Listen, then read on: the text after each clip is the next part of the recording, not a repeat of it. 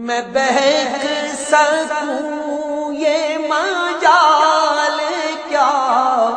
میرا رہنما کوئی اور ہے۔ نحمدہ و نصلی علی رسولہ النبی الکریم الامین، اما بعد فاعوذ باللہ السمیع العلیم من الشیطان الرجیم، بسم اللہ الرحمن الرحیم۔ قال اللہ تبارک و تعالی فی القرآن الحکیم، ان اللہ و ملائکتہ یصلون علی النبی یا ایہا الذین آمنوا صلوا علیہ وسلموا تسلیما۔ الصلاۃ والسلام علیک یا رسول اللہ وعلی آلک و اصحابک یا نبی اللہ۔ اللہ تعالیٰ کی بے حد و حساب حمد و ثنا سرور کونین جان عالم حضرت محمد مصطفیٰ صلی اللہ علیہ وسلم اور آپ کے جمیع آل و اصحاب کی بارگاہ ناز میں درود و سلام کے نذرانوں کے بعد قابل صد تکریم و تعظیم میرے دینی اور یقینی دوستوں، بزرگ اور بھائیوں، سورہ نمل 19ویں پارے کی تفسیر جاری ہے اور آج انشاءاللہ العزیز تفسیر اعجاز القرآن کی سلسلے میں اگلا رکوع جو ہے سورہ نمل کا تیسرا رکوع، اس کی تفسیر بیان کی جائے گی۔ اس کے ساتھ ساتھ یہ 19ویں پارے کا 18واں رکوع ہوگا مجموعی طور پر۔ اللہ تبارک و تعالی ارشاد فرماتے ہیں، قالت یا ایہا الملأ افتونی فی امری ما کنت قاطعۃ امرا حتی تشہدون قالوا نحن اولو قوۃ و اولو بأس شدید والامر الیک فانظری ماذا تأمرین۔ ملکہ نے کہا، اے سردارو، میرے اس معاملے میں مجھے رائے دو، میں کسی معاملے میں کوئی قطعی فیصلہ نہیں کرتی جب تک تم میرے پاس موجود نہ ہو۔ انہوں نے کہا، ہم قوت والے اور بڑی سخت لڑائی والے ہیں اور اختیار تو تمہارے ہی پاس ہے، تم خود غور کر لو کہ کیا حکم دیتی ہو۔ آپ نے پچھلے گزشتہ درس میں سیدنا سلیمان علیہ السلام کی جانب سے ہدہد کے واسطے سے جو ایک خط بھیجا گیا اس کے حوالے سے آپ نے پورا واقعہ سماعت کیا تھا، اور اب اسی واقعے کا تسلسل جو ہے وہ آگے چل رہا ہے اور اسی واقعے کو آگے لے کر چلیں گے۔ جب ہدہد نے حضرت سلیمان علیہ السلام کا وہ عزت والا خط ملکہ بلقیس کے پاس پہنچایا تو ملکہ بلقیس نے اس خط کے حوالے سے اپنے قوم کے سرداروں سے، اپنی فوج کے جو جرنیل ہیں ان لوگوں سے مشاورت کی کہ مجھے بتاؤ کہ اس خط پر ہمارا رد عمل کیا ہونا چاہیے، ہمیں اس خط کا کیا جواب دینا چاہیے۔ قوم کے سرداروں نے اپنی رائے دی کہ ہم طاقتور ہیں، ہماری فوج کوئی کم فوج نہیں ہے، لاکھوں میں ہے، تو لہٰذا ہمارا جو رجحان ہے وہ تو جنگ ہی کی طرف ہے، اور اس کے بعد تمہارا اپنا ذاتی خیال جو بھی ہے وہی ہماری رائے ہوگی، تمہارا حکم نافذ العمل ہوگا۔ ہماری جو رائے تھی وہ جنگ کی طرف تھی، ہم کو کمزور نہیں ہے کہ گھٹنے ٹیک دیں اور اللہ کے نبی حضرت سلیمان علیہ السلام کی بات کو مان لیا جائے۔ یہ ان کی رائے تھی، اور آگے ملکہ بلقیس نے اپنی جو رائے ہے اس کا تذکرہ جو ہے وہ آگے کیا ہے۔ تو قالت انما الملوک اذا دخلوا قریۃ افسدوها وجعلوا اعزۃ اہلها اذلہ وکذالک یفعلون۔ اس نے کہا، بے شک بادشاہ جب کسی بستی میں داخل ہوتے ہیں تو اسے تباہ کر دیتے ہیں اور اس کی عزت والوں کو ذلیل کر دیتے ہیں، وہ ایسا ہی کرتے ہیں۔ ملکہ بلقیس نے انتہائی معاملہ فہمی کے ساتھ اس سارے مسئلے کو حل کیا اور اپنے جرنیلوں کی رائے پر اپنی رائے دی کہ تمہاری جو ذاتی رائے ہے اس کا رجحان تو یہ معلوم ہوتا ہے کہ تم جنگ کرنے کے اندر دلچسپی رکھتے ہو، یہاں تمہارا ارادہ جنگ کرنے کا ہے، لیکن یہ بات یاد رکھو کہ جنگ میں دونوں فریقین جو ہیں ان کو شدت سے نقصان کا سامنا کرنا پڑتا ہے، اور وہ بادشاہ جو فاتح قرار پاتے ہیں وہ اپنے مخالفین کے ساتھ انتہائی برا سلوک کرتے ہیں، ان کو ذلیل و رسوا کر دیتے ہیں، اور میں یہ سمجھتی ہوں کہ اس سارے معاملے میں جنگ مناسب نہیں ہے جب تک ہم حضرت سلیمان علیہ السلام کی قوت کا اندازہ نہ کر لیں۔ یہ ملکہ بلقیس کا جو اقدام ہے، یہ ملکہ بلقیس نے جو قدم اٹھایا، یہ انتہائی حکمت عملی کے ساتھ اس نے قدم اٹھایا، عقل مندی کا فیصلہ کیا کہ پہلے حضرت سلیمان علیہ السلام کی طاقت کو دیکھا جائے کہ وہ اللہ کے نبی ہیں یا بادشاہ ہیں۔ تو اس کے لیے اس نے ایک تجربہ کیا، وہ تجربہ اگلی آیات میں آ رہا ہے کہ پہلے میں دیکھ لوں اگر وہ بادشاہ ہے تو پھر ان کے ساتھ جنگ کا سوچا جا سکتا ہے، اگر وہ اللہ کے نبی ہیں تو یقیناً وہ اللہ کی طرف سے ایسی قوتیں رکھتے ہوں گے جن کا مقابلہ کرنا ہمارے بس کی بات نہیں ہے، ہماری سکت نہیں ہے ان کا مقابلہ کرنا، لہٰذا ملکہ بلقیس نے کوئی بھی فیصلہ لینے سے پہلے حضرت سلیمان علیہ السلام کی قوت اور طاقت کو جانچنا یہ مناسب سمجھا۔ بادشاہ اپنے جرنیلوں سے مشورے بھی کرتے ہیں، اس پر اپنی رائے بھی دیتے ہیں۔ جرنیلوں نے تو اپنی طاقت کا اظہار کیا، لیکن ملکہ بلقیس نے یہ چاہا کہ پہلے میں حضرت سلیمان علیہ السلام کی قوت کو جانچ لوں، اس کے بعد کوئی اگلا فیصلہ کیا جائے، اور یہی فیصلہ اس کے لیے مستقبل میں ایک بہترین فیصلہ بن گیا۔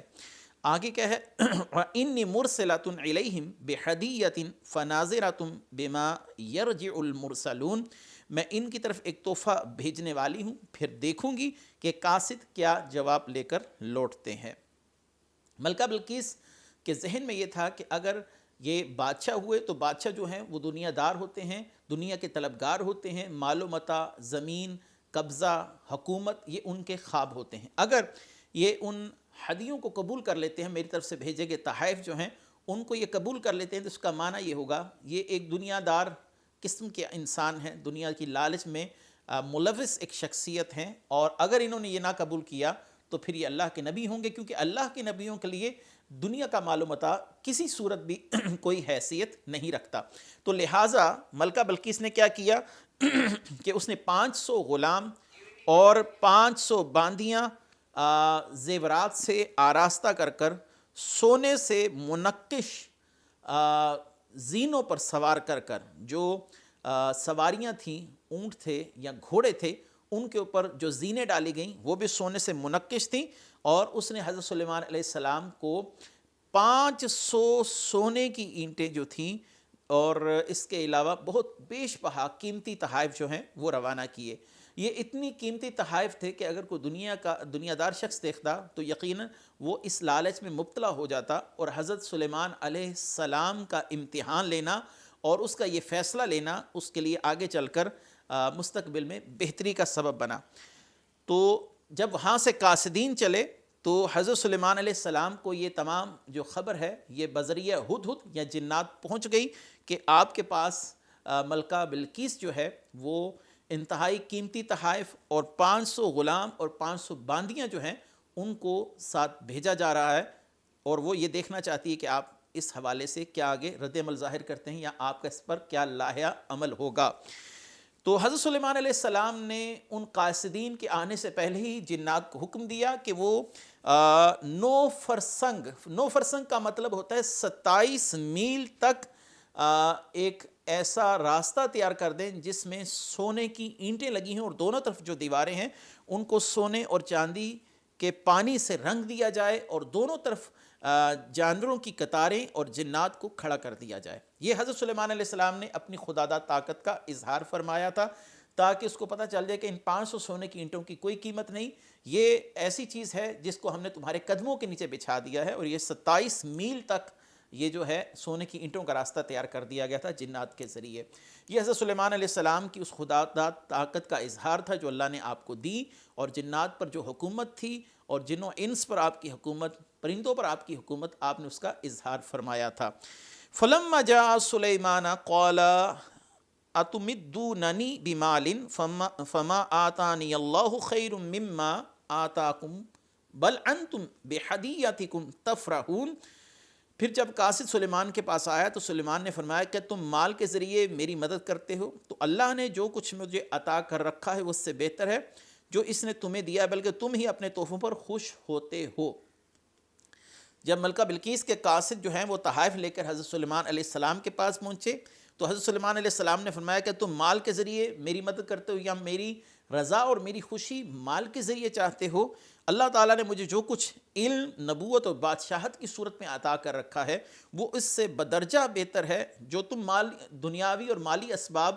ایک دوسرے کی خوشنودی کا سبب سمجھتے ہو، ان سے مجھے کوئی خوشی حاصل نہیں ہوتی، صرف میری خوشی کا سامان یہ ہے کہ تم اللہ کی اطاعت کرو اور اللہ کے علاوہ کسی اور کی پرستش نہ کرو، اور اللہ نے جو مجھے دے رکھا ہے اس کا تم منظر دیکھ چکے ہو، میری طاقت دیکھ چکے ہو، یہ چیزیں میرے لیے کسی اہمیت کی حامل نہیں ہے۔ تو یہاں سے معلوم ہوا کہ انبیاء علیہم السلام دنیاوی مال و متاع کو قطعاً پسند نہیں کرتے۔ انبیاء علیہم السلام کے لیے لوگوں کی رشد و ہدایت یہ سب سے پہلی ترجیح ہوا کرتی ہے۔ انبیاء علیہ السلام اللہ کے دین کی آبیاری کے لیے آتے ہیں۔ انبیاء علیہ السلام نہ خود مال و متاع اکٹھا کرتے ہیں، نہ ہم اپنی اولادوں کے لیے مال و متاع کو چھوڑتے ہیں، کیونکہ مال و متاع جو ہے یہ ایک فتنہ ہے، اور مال و متاع جو ہے یہ جمع کرنا انبیاء علیہ السلام کے شایع نشان نہیں۔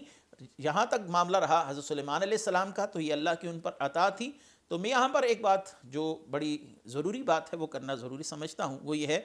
کہ حضرت بابا فرید گنج شکر رحمۃ اللہ علیہ فرمایا کرتے تھے کہ انسان کے پاس مال و متاع ہونا برا نہیں، لیکن دل کا اس مال و متاع میں لگے رہنا یہ بری بات ہے۔ یعنی انسان کا دل اسی مال و متاع میں مصروف عمل رہے، اس کا دھیان اسی مال و متاع میں، اسی دولت میں کھبا رہے، تو یہ انسان کے لیے ایک وبال جان ہے۔ ہاں اللہ نے کسی کو نوازا ہے تو وہ نواز دیا اللہ تعالیٰ نے، تو اس پر اللہ کا فضل ہے، لیکن اس دولت کے رجحان میں وہ اس قدر مشغول عمل نہ ہو جائے کہ اللہ تعالیٰ کے دین کے مقاصد کو بھول جائے اور اللہ تبارک و تعالیٰ سے غافل ہو جائے۔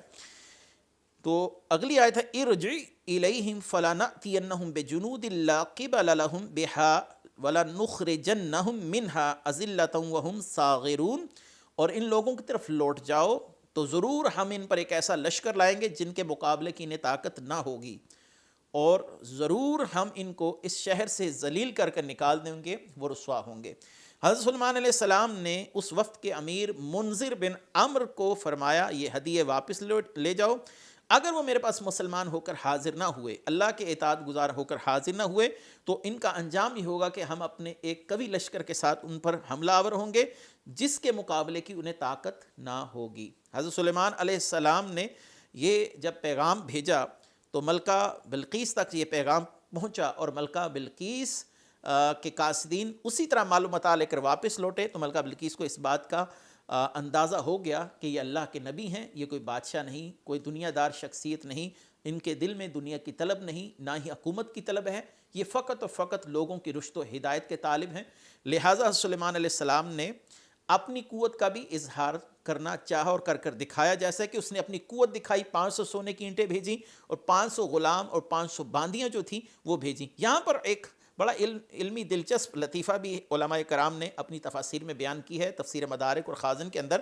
کہ ملکہ بلقیس نے حضرت سلیمان علیہ السلام کی ذہانت اور فطانت کا امتحان لینے کے لیے ان 500 لونڈیوں کو 500 مردوں کی صورت میں اور 500 مردوں کو متشکل کر کر، یعنی ان کا حال حلیہ بدل کر ان کو 500 لونڈیوں کی صورت میں بھیجا کہ حضرت سلیمان علیہ السلام کیا انہیں پہچان سکتے ہیں یا نہیں، تو حضرت سلیمان علیہ السلام نے انہیں پہلی نظر میں پہچان لیا۔ یہ اس نے حضرت سلیمان علیہ السلام کی فراست کا، حضرت سلیمان علیہ السلام کی ذہانت اور آپ علیہ السلام کی عقل مندی کو جانچنا چاہا، تو حضرت سلیمان علیہ السلام نے فوراً یہ دیکھ لیا، پہچان لیا اور اس کا مال و متاع واپس کر دیا۔ اب حضرت سلیمان علیہ السلام نے بے عین ہی ایک ایسا امتحان اس کا لینا چاہا کہ اس کا جو تخت ہے اس کو منگوا کر اس کا حلیہ تبدیل کر دیا جائے اور یہ دیکھا جائے کہ کیا ملکہ بلقیس اس تخت کو پہچان سکتی ہے یا نہیں، جیسا کہ اس نے 500 مردوں کو 500 عورتوں کے لباس میں اور 500 عورتوں کو 500 مردوں کے لباس میں میرے پاس بھیجا۔ تو حضرت سلیمان علیہ السلام نے اس تخت کو منگوانے کے لیے کیا فرمایا، قال یا ایھا الملأ ایکم یأتینی بعرشها قبل ان یأتونی مسلمین۔ سلیمان علیہ السلام نے فرمایا اے درباریو، تم میں کون ہے جو ان کے میرے پاس فرما بردار ہو کر آنے سے پہلے اس کا تخت میرے پاس لے آئے۔ حضرت سلیمان علیہ السلام کے پاس ملکہ بلقیس کا سفر شروع ہوا چاہتا ہے۔ وہ ملکہ بلقیس کے پاس جب قاصدین واپس پہنچے تو ملکہ بلقیس سمجھ گئی کہ ہم ان کے ساتھ نہیں لڑ سکتے، اللہ نے ان کو وہ طاقت دی ہے کہ ہمارے لشکروں کو ذلت، ہزیمت اور شکست کا سامنا کرنا پڑے گا۔ تو لہٰذا حضرت سلیمان علیہ السلام کی اطاعت کے جذبے سے ملکہ بلقیس جو ہے وہ اپنے 12,000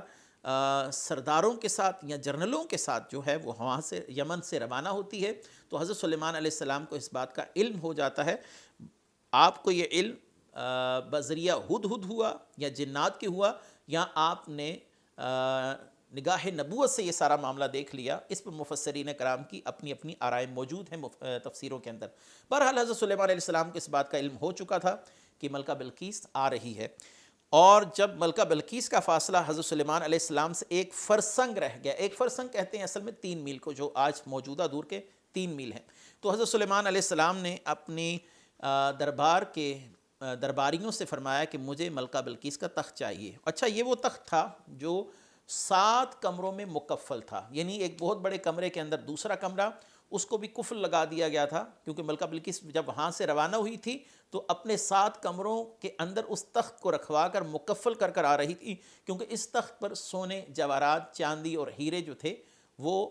لگا کر نقش و نگار وغیرہ اس کے تیار کیے گئے تھے۔ انتہائی قیمتی تخت تھا اور اسے اپنے اس تخت پر بڑا ناز تھا اور بڑا فخر تھا۔ تو حضرت سلیمان علیہ السلام نے اس تخت کو منگوانے کے لیے اپنے درباریوں سے کہا کہ ایکم یاتینی بعرشھا قبل ان یاتونی مسلمین، کہ مجھے وہ تخت چاہیے اس سے پہلے کہ وہ میرے پاس اطاعت گزار ہو کر حاضر ہو، وہ تخت چاہیے۔ اور ملکہ بلقیس کا فاصلہ حضرت سلیمان علیہ السلام سے صرف اور صرف 3 میل ہے۔ قال عفریت من الجن انا آتیک بہ قبل ان تقوم من مقامک وانی علیہ لقوی امین۔ ایک بڑا خبیث جن بولا کہ وہ تخت میں آپ کی خدمت میں آپ کے پاس، آپ کے اس مقام سے کھڑے ہونے سے پہلے حاضر کر دوں گا، بے شک اس پر قوت رکھنے والا امانت دار ہوں۔ عفریت بڑا جن بولا، اس جن کے حوالے سے مفسرین نے لکھا کہ اس کا قد کاٹ ایک پہاڑ کی مثل تھا اور یہ ایک شیطان جن تھا، کیونکہ آپ کے دربار میں شیاطین جنات کو زنجیروں میں قید کر کے رکھا جاتا تھا اور وہ آپ کے تصرف کے تحت کام کرتے تھے، آپ کے حکم کے تحت کام کیا کرتے تھے۔ تو حضرت سلیمان علیہ السلام کے اس قول کے بعد، اس حکم کے بعد، ایک جن کھڑا ہوا، اس نے کہا کہ آپ جو لوگوں میں فیصلے فرماتے ہیں، یا جنوں انس کے اندر جو ان کے معاملات کے فیصلے ہوتے ہیں، کیونکہ آپ آدھا دن تک ان میں فیصلے فرماتے تھے، تو جن کے کہنے کا مطلب یہ ہے کہ آدھا دن ڈھلنے سے پہلے میں جا کر واپس بھی آ جاؤں گا اور آپ کے پاس اس تخت کو ویسے ہی حاضر کروں گا جیسے وہ تھا، کیونکہ اس پر سونا، جواہرات، چاندی وغیرہ جو تھے وہ مرصع تھے، اس پر لگے ہوئے تھے، تو ان چیزوں کو بھی میں باحفاظت آپ تک پہنچاؤں گا، اس میں کسی کی چیز کی کوئی کمی نہیں ہوگی۔ انی علیہ لقوی امین، میں طاقتور بھی ہوں، امانت دار بھی ہوں، یعنی میں اسے لا بھی سکتا ہوں اور باحفاظت لا سکتا ہوں، اس میں کسی چیز کی کوئی کمی پیشی نہیں ہوگی، وہ تخت بے عین ہی جیسا ہے وہ آپ کے پاس پہنچ جائے گا۔ حضرت سلیمان علیہ السلام نے فرمایا قال الذی عندہ علم من الکتاب انا آتیک بہ قبل ان یرتد الیک طرفک فلما رآہ مستقرا عندہ قال ھذا من فضل ربی لیبلونی ااشکر ام اکفر ومن شکر فانما یشکر لنفسہ ومن کفر فان ربی غنی کریم۔ تو اس نے عرض کی جس کے پاس کتاب کا علم تھا، میں اسے آپ کی بارگاہ میں آپ کے پلک جھپکنے سے پہلے لے آؤں گا۔ چنانچہ پھر جب سلیمان نے اس تخت کو اپنے پاس رکھا ہوا دیکھا تو فرمایا یہ میرے رب کے فضل سے ہے تاکہ وہ مجھے آزمائے کہ میں شکر کرتا ہوں یا ناشکری، اور جو شکر کرے تو وہ اپنی ذات کے لیے ہی شکر کرتا ہے، اور جو ناشکری کرتا ہے تو میرا رب بے پرواہ ہے، کرم فرمانے والا ہے۔ حضرت سلیمان علیہ السلام کے دربار میں موجود آپ کے وزیر حضرت آصف بن برخیہ، جو کہ اسم اعظم جانتے تھے، جیسا کہ امام نصفی نے تفسیر مدارک میں اسی قول کو صحیح اور راجح اور جمہور کا قول قرار دیا ہے۔ اس کے علاوہ امام ابو حیان محمد بن یوسف الاندلسی نے البحر المحیط کے اندر اسی قول کو ترجیح دی ہے کہ وہ انسانوں میں ایک شخص تھے جن کا نام آصف بن برخیہ تھا اور یہ حضرت سلیمان علیہ السلام کے وزیر تھے۔ اس کے علاوہ امام قرطبی رحمۃ اللہ علیہ، امام بغوی رحمۃ اللہ علیہ، تفسیر سمرقندی، تفسیر جلالین وغیرہ، تفسیر روح البیان نے بھی اسی قول کو راجح اور مفسرین جمہور کا قول قرار دیا ہے کہ وہ حضرت آصف بن برخیہ تھے، حضرت سلیمان علیہ السلام کے وزیر بھی تھے، اس قوم کے ولی بھی تھے اور کتاب اللہ کا علم رکھنے والے بھی تھے، ان کو تورات کا علم بھی تھا۔ تو حضرت سلیمان علیہ السلام کے سامنے وہ کھڑے ہوئے اور کہنے لگے کہ آپ کے حکم کے مطابق میں تخت کو آپ کے پلک جھپکنے سے پہلے یہاں پر موجود کر سکتا ہوں۔ اور پھر ہوا بھی یہ کہ حضرت سلیمان علیہ السلام کے پلک جھپکنے سے پہلے اللہ کے ولی نے اس تخت کو آپ کے سامنے حاضر کر دیا۔ یہاں پر میں 2 باتیں ضرور کروں گا جن کا تعلق عقیدے کے ساتھ ہے۔ پہلی بات تو یہ ہے کہ اولیاء کرام کی کرامات برحق ہیں، اور ان کرامات کے برحق ہونے پر قرآن کی مختلف آیات سے علماء اہل سنت، علماء اعلام نے استدلال کیا۔ ان میں پہلے نمبر پر اسی آیت کو پیش کیا جاتا ہے کہ اللہ تبارک و تعالیٰ کی عطا سے اولیاء کرام بھی کرامات جو ہیں وہ صادر فرما سکتے ہیں۔ اور امام یافعی نے روض الریاحین کے اندر اہل سنت کے جمہور محقق علماء کا یہ مذہب نقل کیا ہے کہ علماء کرام اس بات پر متفق ہیں جیسے انبیاء علیہم السلام سے معجزات کا ظہور ہوتا ہے، ویسے ہی اولیاء کرام سے کرامات کا ظہور ہوتا ہے۔ اور یہ بات یاد رکھیے کہ انبیاء علیہم السلام کی مطابعت میں ہی اس قوم کے ولی سے کرامت کا ظہور ہوگا۔ جس قوم کا کوئی نبی ہو، اس قوم کے نبی کی اتباع ہی اس قوم کے ولی کی طاقت تصور کی جائے گی۔ اگر وہ ولی اپنے نبی کی اتباع نہ کرتا تو یقیناً اس مقام پر نہ پہنچتا۔ تو لہٰذا اگر یہ کہا جائے کہ کسی ولی کی کرامت اس قوم کے نبی کا معجزہ ہوتی ہے تو یہ بات قطعاً غلط نہیں ہوگی، بلکہ یہی عین اہل سنت کا مذہب ہے کہ اصل میں اولیاء کی کرامات ان کے انبیاء کے معجزات ہی تصور کیے جاتے ہیں، ان کے انبیاء کے معجزات ہی ان کو کہا جائے گا۔ اور دوسری جو سب سے اہم بات ہے اس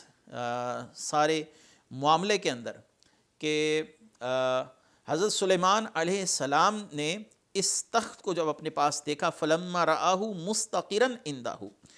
تو حضرت سلیمان علیہ السلام نے جب اسے اپنے پاس دیکھا تو آپ نے کیا فرمایا؟ قال ھذا من فضل ربی، یہ میرے رب کا مجھ پر فضل ہے۔ جو بات میں نے پہلی کی یہ اس بات کی تائید ہے کہ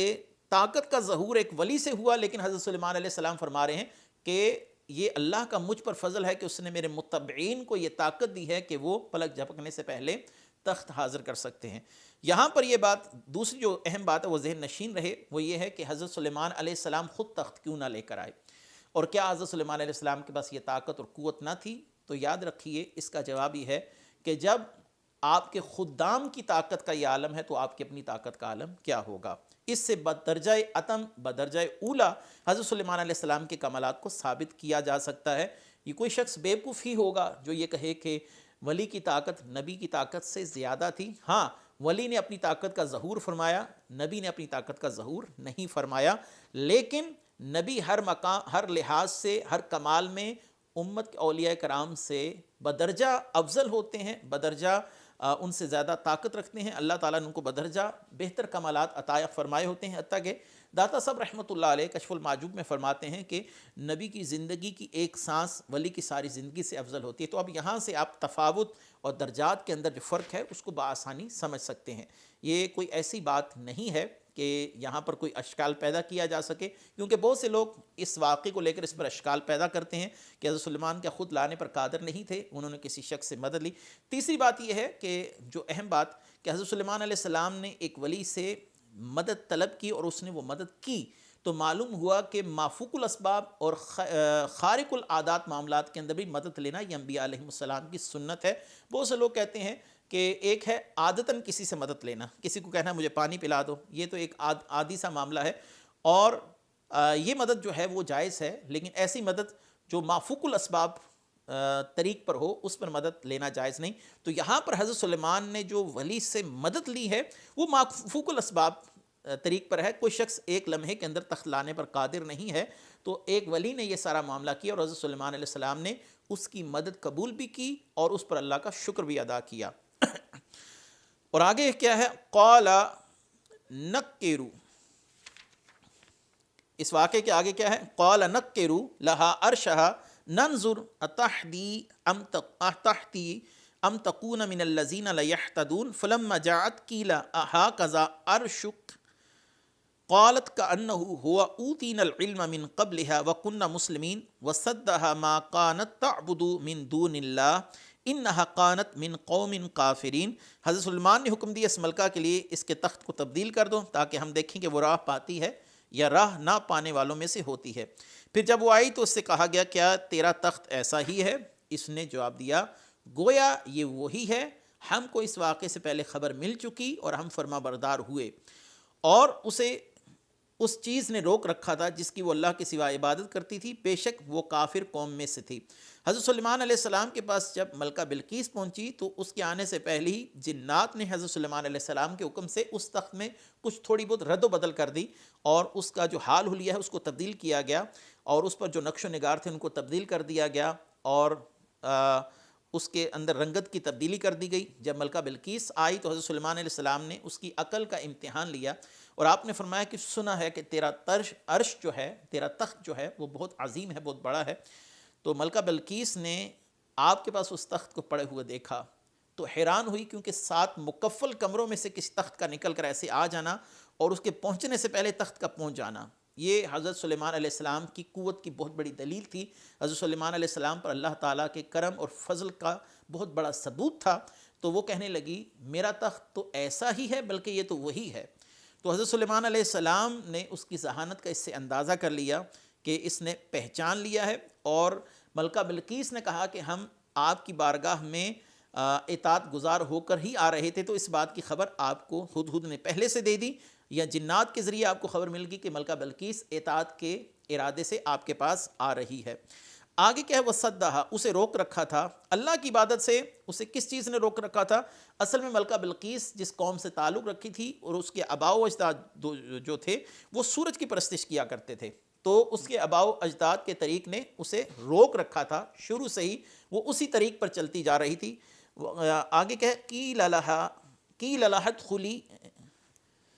لها ادخلی الصرح فلما رأته حسبته لجة وكشفت عن ساقيها قال إنه صرح ممرد من قوارير قالت ربی انی ظلمت نفسی واسلمت مع سلیمان للہ رب العالمین. اس سے کہا گیا کہ صحن میں داخل ہو جاؤ. جب اس نے اس صحن کو دیکھا تو اسے گہرا پانی سمجھا اور اپنی پنڈلیوں سے کپڑا اٹھا دیا.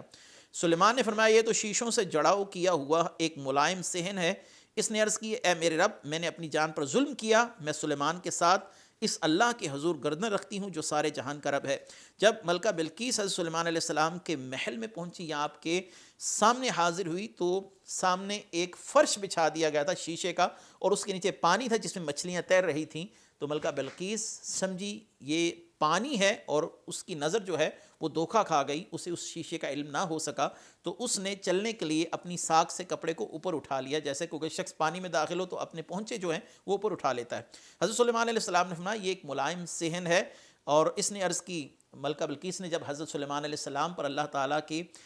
خصوصی عنایات کو دیکھا تو اللہ کی بارگاہ میں رجوع کر کے کہنے لگی کہ میں نے اپنی جان پر ظلم کیا، میں حضرت سلیمان علیہ السلام کے ہاتھ پر اسلام قبول کرتی ہوں اور ایمان قبول کرتی ہوں اور اس اللہ پر ایمان لاتی ہوں جو سارے جہان کا رب ہے. اس کے ساتھ ہی یہاں پر یہ واقعہ ختم ہوا. آگے آخری رکوع ہے، آخری رکوع کے ساتھ ہی پھر انشاءاللہ العزیز حضرت صالح علیہ السلام کے حوالے سے اس رکوع میں بیان کیا گیا. اس کے ساتھ ہی 19واں پارہ ختم ہوگا انشاءاللہ العزیز. اگلے درس کے ساتھ پھر حاضر خدمت ہوں گے. وآخر دعوانا ان الحمدللہ رب العالمین. میں بہک سکوں یہ مجال کیا میرا رہا